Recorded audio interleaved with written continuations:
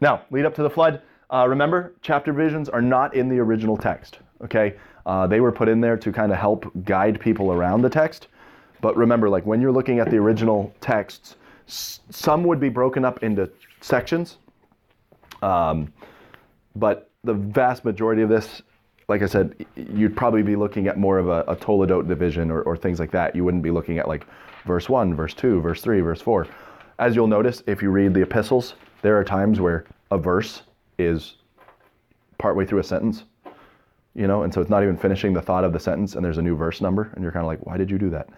And it really interrupts the flow of reading because you're like, I'd really like to just read this whole sentence and not have it broken up into 9 different verses, you know. And Paul, can you please write shorter sentences? But you'll notice that, I mean, obviously the Psalms was broken up into chapters because, you know, Psalm 1, Psalm 2, Psalm, you know, but chapter divisions are not in the original. The closest to divisions, like I said, are more of those toledot, which are these are the generations of. We know that someone like, again, mostly signing off. But you'll notice between chapters 5 and 6, there is no toledot. So as you read the text for Genesis 5, and you just keep reading into Genesis 6, the general flow of the text goes from this person, this person, this person, this person, this person, this person, this person. And as these people spread out across the earth, there were daughters born unto them. And the sons of God saw the daughters, you know, and it's a general flow to the text that I think you need to not stop at chapter 6. You need to just keep reading from the end of chapter 5 through chapter 6 until you hit something that would stop you. I think the reason they threw a chapter in there is because all of chapter 5 is like Noah, you know, Adam's descendants this, Adam's descendants this. And then it's almost like you take a breath after Japheth in verse 32 and go, and it came to pass when men began to multiply upon the face of the earth. It's almost like you take a breath there. So let's put a new chapter. I can't say that for sure. A lot of people have tried to speculate, like, why on earth did you put them where you do? It's weird, okay? But anyway, as you read through chapter 5, he's laying out, the author of Genesis is just laying out, you know, this person gets married and has a kid. This person gets married and has a kid. This person gets married and have a kid.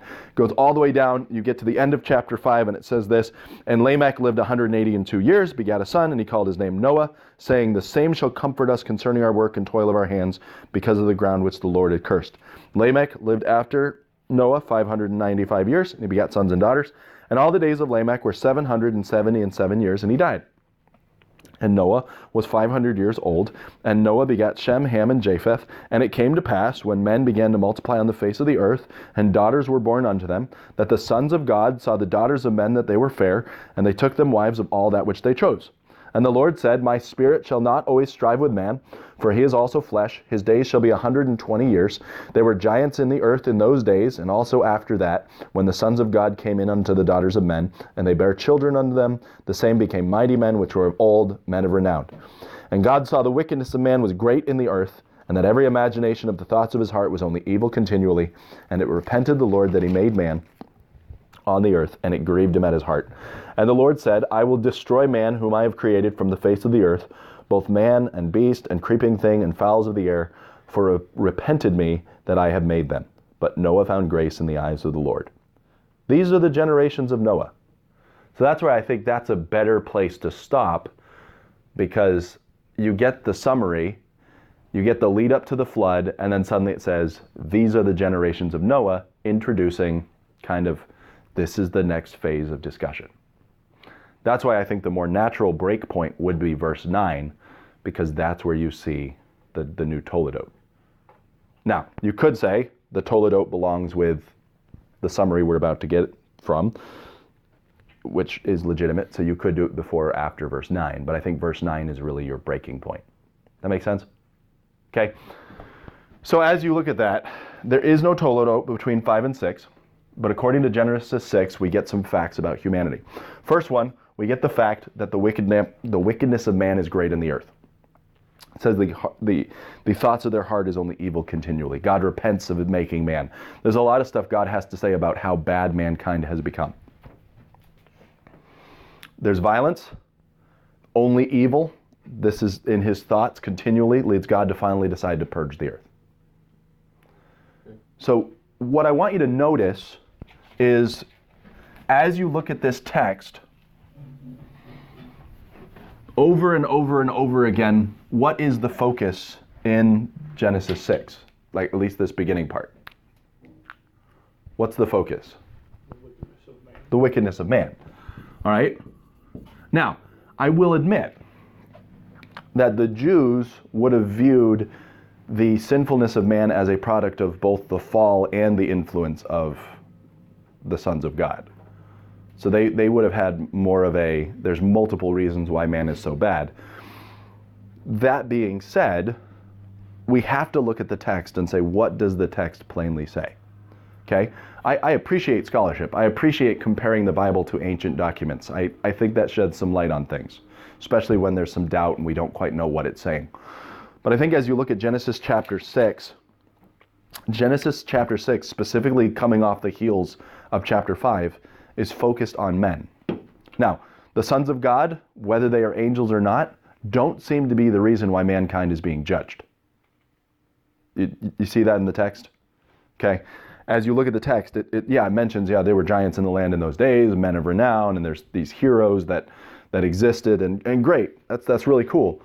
But the Bible keeps saying the wickedness of men was great in the earth, and God repented that he had made men, and he decided we are going to purge men from, so man, whatever the case is, man seems to be the focus. Man's wickedness is the reason why judgment is coming. Make sense? Okay. The violence, he's grieved in his spirit. He decides to start anew with Noah. And so you have basically pretty much everyone else, which is sobering, because you look at some of the other people who would have possibly still been alive, and you're like, how come they weren't doing anything? So if a lot of these patriarchs are still alive, and they've been alive for 800 years, what were they doing?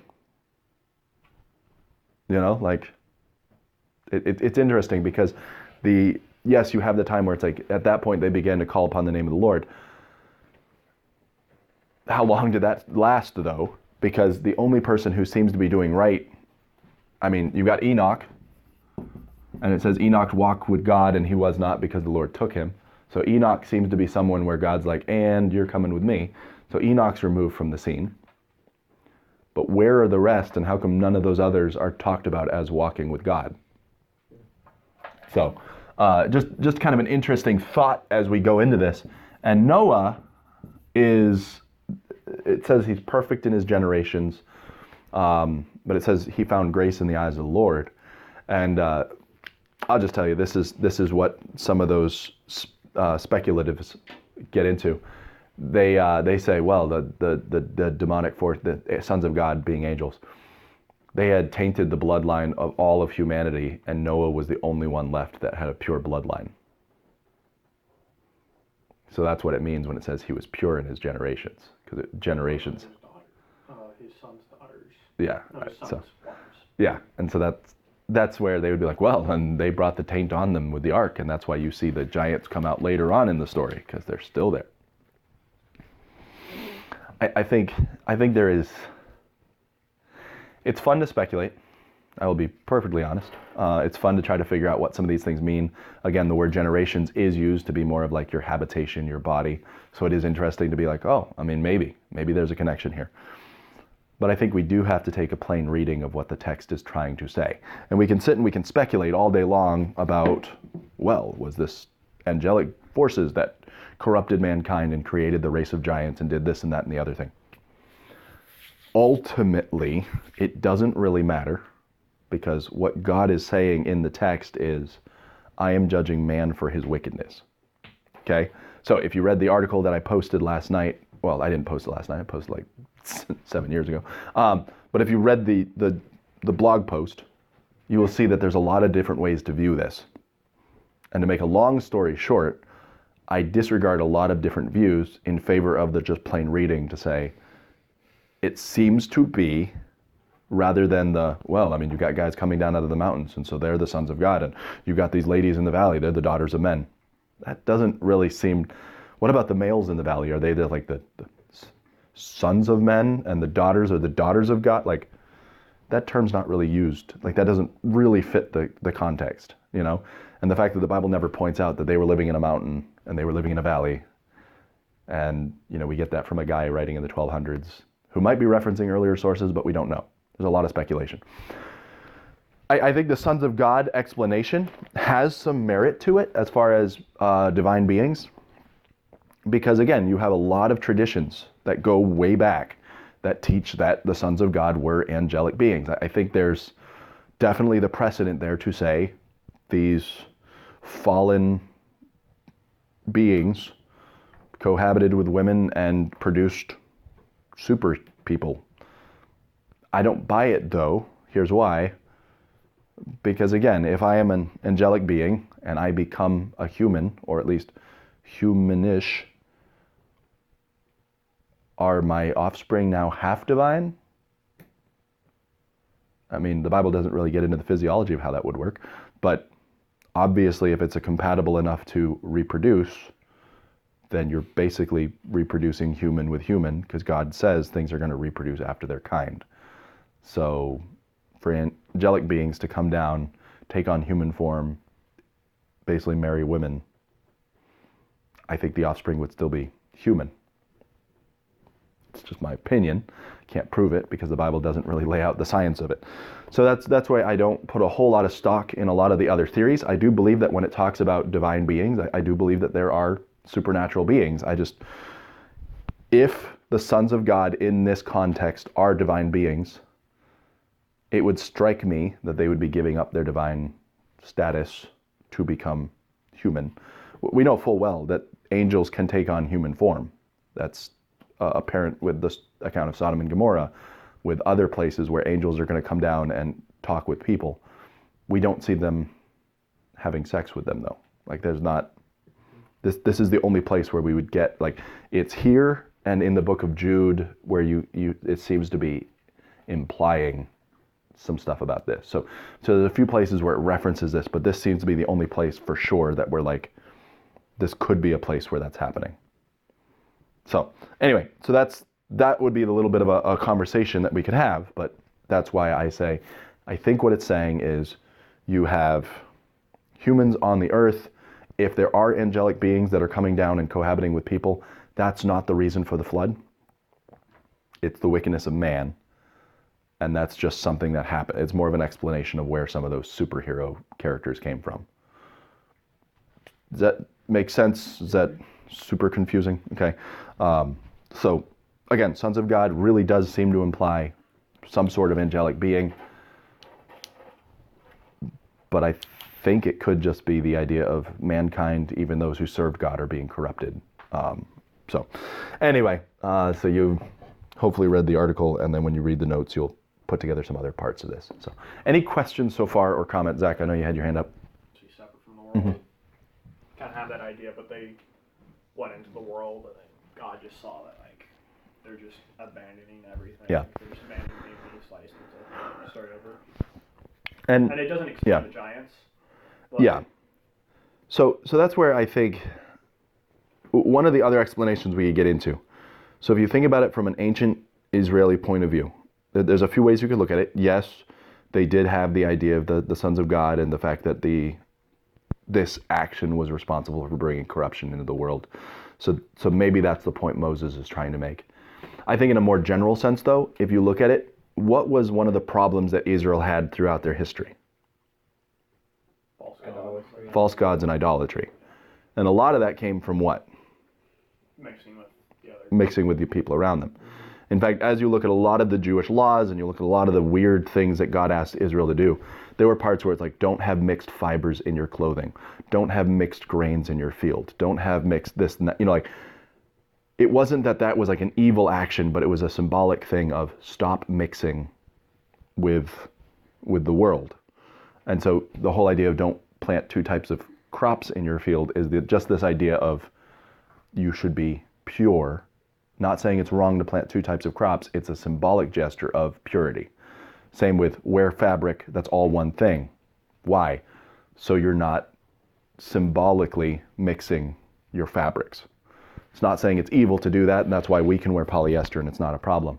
But I think if you look back to even this account right here in Genesis, if that is the case of what they're trying to say, because you follow all of chapter 5 is tracing Adam down through Seth to Noah. Right before that, it traced Enoch and Cain and all these characters through Cain's line, not Enos and all that. So the end of chapter 4 is all about Cain's line. Chapter 5 is all about Seth's line. And then chapter 6 talks about seemingly these godly people who are interbreeding with just common folk. So it would be an interesting application for an ancient Jew to look back and say, oh, that's interesting. If I can give you one more illustration to kind of show how this would work. Think about Sodom and Gomorrah. Again, if these are all object lessons for the Jews to learn from, there's specific points in their history that are prominent. If you look at the instance of Sodom and Gomorrah, you notice Lot tries to talk God, Abraham tries to talk God down to not destroy the city, and God basically says, if there are 10 in the city that are not corrupted, I won't destroy it. And if you do the math, it was Lot and his wife. He had at least 2 daughters who weren't married, and then he had at least a daughter or 2 that would have been married. So you're looking at least 6 people, theoretically, in Lot's direct line of influence, like his family. It's not a stretch to say that, come on, Lot, in all the time you've been there, you haven't reached 4 people. So maybe Abram was kind of afraid to go any farther than 10, because if he went any farther, that would mean Lot wasn't even taking care of his own family. And so the idea potentially could be, look at how Lot corrupted himself by being intermixed with this really worldly city. And so you're going to see like these illustrations pop up. You know, think about Balaam, you know, when he curses Israel. He doesn't curse Israel, he just says, oh, you know, you want to know how to get God angry at them? Just get them to intermarry with the people of the nations and start worshiping their gods, and God will wipe them out for you. So you see that storyline thread kind of carries on. Again, I don't have a great explanation for why the sons of God term is used, unless that was meant to be, again, referencing a godly line, and later on it became, as people tried to figure it out, became, oh, these are angels. So that's my theory on it, and that's why I said you'd hate it, because after building up Bene Elohim so much and saying that they typically do refer to angels, I don't believe they do in this passage. We know in Job they do, because it talks about them being with God and seeing the creation and celebrating it. So there are times where it does, but nothing demands that in Job and in Genesis, the same word. I realize that's not going to hold up to a very dedicated scholar, because they like to have that consistency across everything. A slightly different word is used in the New Testament for us. You know, we are the children of God, but it's not the same exact word. It's just a similar phrase. So I think there's a slight precedence that we could appeal to, but there you have it. All right. Any questions on that or other comments? Okay, let's just wrap this up then. Like I said, this is the first appearance of Bene Elohim in the Bible. They aren't explained, but the only other major place where we see this is in Job, and it's used to refer to angels. Okay, so like I said, who are they? What role do they play? And like I said, it doesn't seem like they're actually playing a driving role in the bringing of the flood. They may have a role in the wickedness, but they don't have the judgment comes on mankind. The judgment is not coming on the Bene Elohim. It's not coming on the Nephilim, which is the word for giants here. The judgment is coming on humans for their wickedness. So now you get into the book of Enoch, and you get into some of those. You get some really interesting things where the watchers come down and they're teaching man all sorts of things, and there's judgment for some of that. But the book of Enoch is probably an post-exilic document. So they are probably making some speculation as well. So anyway, what was the sin? There's 3 main views. Some people say that the sin was the angels coming down. Some people say the sin was the line of Seth coming down and intermarrying. And some say that it was rulers marrying non-rulers. Like I said, the sin doesn't seem to be anything like this, because the Bible never tells us like specifically how that would work. Never tells us that it was wrong for the line of Seth to marry, and never tells us it's wrong that rulers marry non-rulers. But the Bible does specifically say that the wickedness of man was great. He had evil thoughts continually. So there's a lot of very wicked actions but it doesn't seem to be connected as much to this as it does to what they're doing. So this could have been the catalyst that kickstarted the wickedness, and then God judged the wickedness. Or it could just be a side note to say, just so you know, these giants were around beforehand. They were around after. We know the giants are around after the flood. So if this is the case where God is using the flood to wipe out the Nephilim, he then allowed them to come back again after the flood, because they come back in the children of Enoch and the Rephaim and some of these other giants who come around after the flood. So if the flood is a judgment on the corruption of mankind by the angels, then it happens right after the flood again. And then God, so it's an interesting thing where if you're going that perspective, why would God wipe out all humanity because of that, and then let it happen again, and then wipe them out again, and then let it happen again, and then wipe them out again? So that's why I don't necessarily completely buy into that reading, and I have a different take on that. So what does it mean by giants? we can talk about that after we come back. So there is a specific meaning to a lot of this stuff. It's the Hebrew word Nephilim, which, depending on which route you take, it has the idea of fallen, or some other interpretations are present there as well. So.